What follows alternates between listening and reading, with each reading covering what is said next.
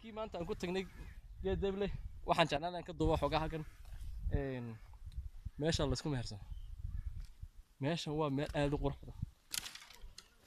taw maasha allah waxa ku yaala 1 2 3 4 5 6 7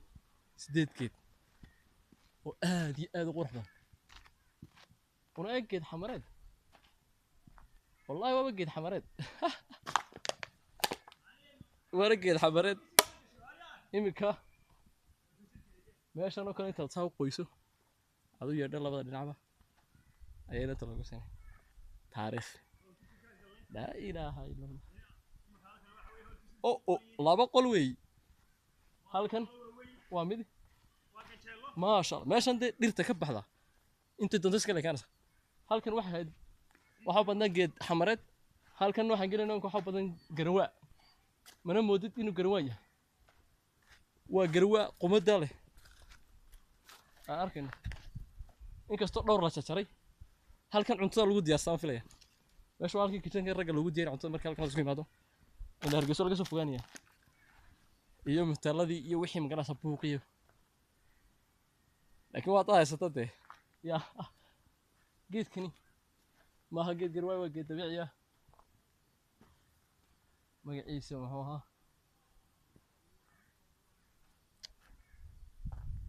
كان وجد جرواية هناك إلا هالكا إلا هالكاوي إيش تاسو غرفة أنت هرجس واحد حشوقنا مقال ولا ليال وأنا دعوة نوكين ديرتنا كلا ولا بير كلا إنجليز كان إما كانوا وقتين واحد إسكت تهريبي إن كلي أتكلم كلمة شتوى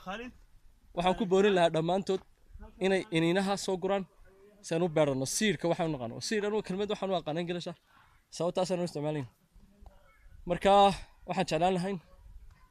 إن نكون بورين دمان تدك دقن تدك دبديسة إن كينان سيد lagu beero dhulkeena hooyo hadda waa la horumariyay siirka shirkado waaweyn baa jira waa la iibsadaa marka waxa fiicnaan lahayd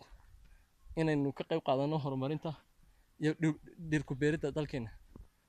si aanay dadku ugu nicin dhulkooda sidaan imika si ka daran.